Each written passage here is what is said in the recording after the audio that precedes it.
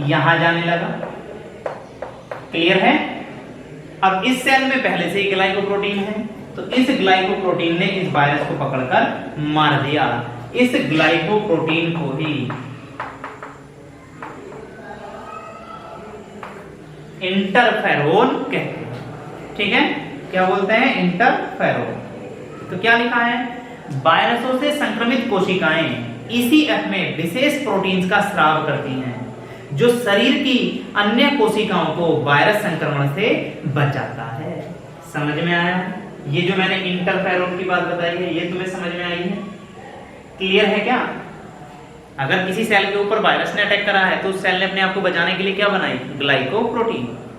Clear है? अब एक बात और समझ में आई है, जैसे उसने ग्लाइकोप्रोटीन बनाई तब तक तो वो सेल डैमेज हो गई। अब उस ग्लाइकोप्रोटीन का क्या करेंगे? तो वो ग्लाइकोप्रोटीन अपने पड़ोस वाली सेल को प्रोटेक्शन दे, वही ग्लाइकोप्रोटीन इंटरफेरोन। ठीक है, दूसरा है इसमें, तो इसमें हमने एक चीज देख ली है, इंटरफेरोन। ठीक है, और इसी में एक दूसरी चीज है ट्रांसफेरेंस।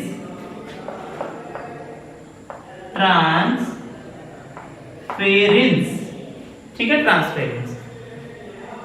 ये रुधिर में पाए जाने वाले विशेष प्रोटीन्स हैं जो रोगाणुओं को वृद्धि करने से रोकते हैं। ये तो ईसीएफ में बचा रहे हैं, और ये कहां बचा रहे हैं? ब्लड या रुधिर में बचा रहे हैं। ठीक है, आ रही बात समझ में? तो ये दोनों हमने कहां पढ़े हैं? एंटी माइक्रोबियल सब्सटेंस, अर्थात जो सूक्ष्म जीव हैं। ठीक है, जो सूक्ष्म जीव हैं उनसे बचने के लिए जो पदार्थ बन रहे हैं वो इंटरफेरोन और ट्रांसफेरेंस। ठीक है, यहां तक समझ में आया है? अगर हम ये सारी चीज पढ़ रहे हैं तो हमने फर्स्ट लाइन ऑफ डिफेंस को देख लिया। क्लियर भाई? अब बचा हुआ क्या है? अब बचा हुआ है सेकेंड लाइन ऑफ डिफेंस। इसके बारे में हमें ये चीजें देखनी है। ठीक, अगर इसे हम देख पा रहे हैं तो पूरा इननेट इम्यूनिटी हमें समझ में आ जाएगा। क्लियर है? देखो होगा क्या, भगवान ने हमारा बॉडी ऑर्गेनाइजेशन तो ऐसा करा, सुरक्षा के इतने स्तर तो दिए भाई, यहां यहां यहां ये सब सुरक्षा के स्तर प्रदान कराएं। ठीक है, लेकिन बहुत सारे पैथोजन ऐसे होंगे कि इसे भी पार करके अंदर चले जाएंगे। ठीक है, अर्थात पहला वाला जो बैरियर था उसे तोड़ दिया है और वो पैथोजन अंदर जाने लगे हैं। तो फिर एक दूसरा सिस्टम हमें देखने के लिए मिलेगा जिसे हम बोलते हैं सेकंड लाइन ऑफ डिफेंस। ठीक है, समझ में आ रही है बात? इसे, इस पूरे सिस्टम को हम ऐसे भी समझ सकते हैं कि एक घर है। ठीक है, उस घर के अंदर बहुत, ठीक है, कीमती चीजें हैं, कीमती सामान है।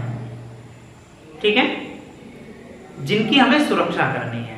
तो हमने क्या करा? उस घर के, ठीक है, अंदर भी हमने कुछ पहरेदार रख रखे हैं। ध्यान देना, उस घर के अंदर भी जो सामान रखा है वहां पर भी हमने पहरेदार रख रखे हैं उसकी सुरक्षा करने के लिए। दूसरी बात, उस घर के बिल्कुल बाहर, ठीक है, ये घर है और घर के बिल्कुल बाहर गेट पर हमने और पहरेदार रख रखे हैं। ठीक है, क्लियर? उसके अलावा हमने बिल्कुल जो मेन गेट होगा उस घर का आगे, बिल्कुल इस तरीके से समझ लेंगे। देखो ये घर है, यहां ये गेट था, तो यहां तो ये हैं सब पहरेदार, हमने यहां भी पहरेदार रख रखे हैं और एक यहां भी पहरेदार रख रखे हैं। समझ में आ रही है?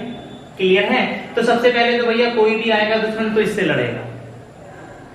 ठीक है, अगर इन पहरेदारों ने दुश्मन को मार दिया बात खत्म हो गई। अगर दुश्मन ने इन्हें, ठीक है, क्या कर दिया है? हरा दिया है, तो फिर भैया फिर इनसे लड़ेंगे। ठीक है, तो बताओ ये फर्स्ट लाइन हो जाएगी या नहीं हो जाएगी?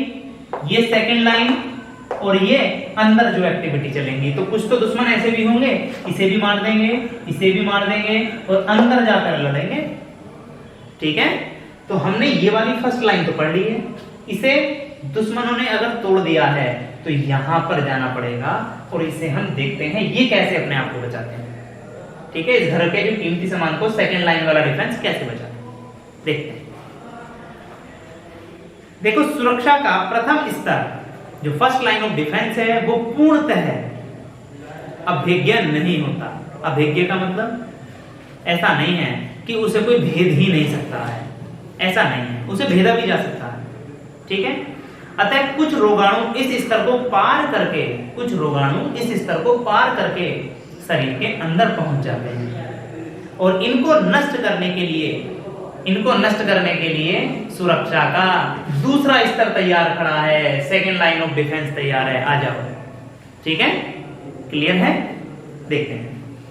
अब सेकंड लाइन ऑफ डिफेंस में है कौन कौन? इसमें विभिन्न प्रकार के WBC कुछ केमिकल, ठीक है, भाग लेते हैं।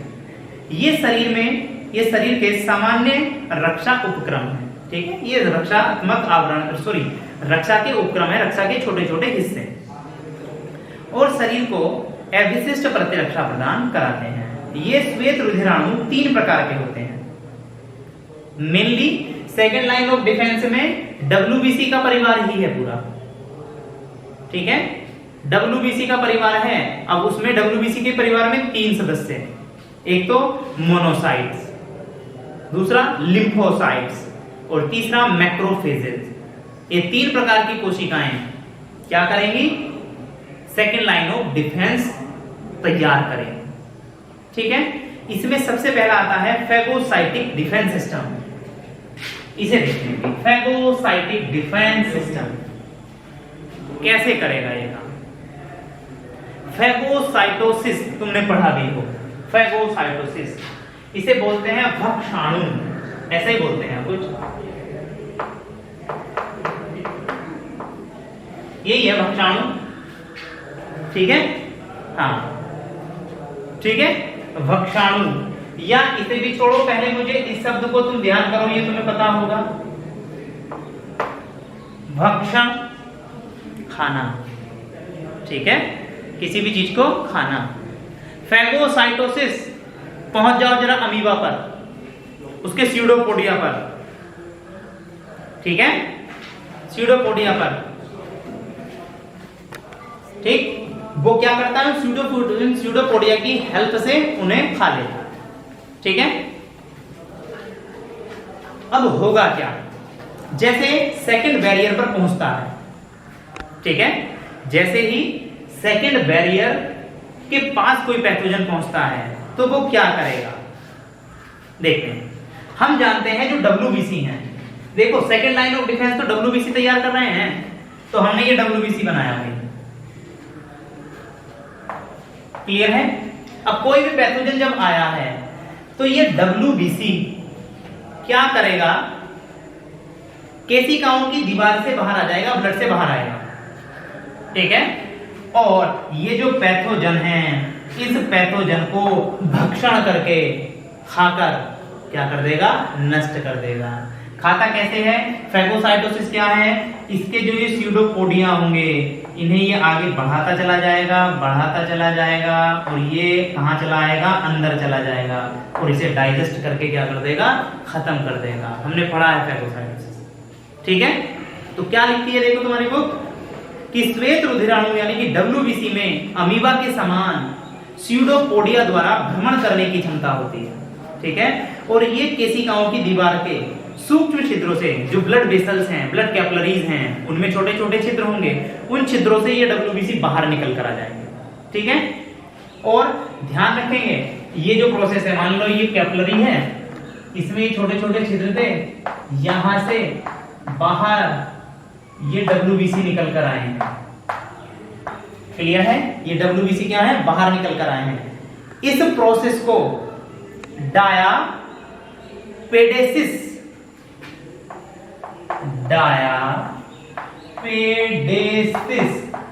कहा जाता है।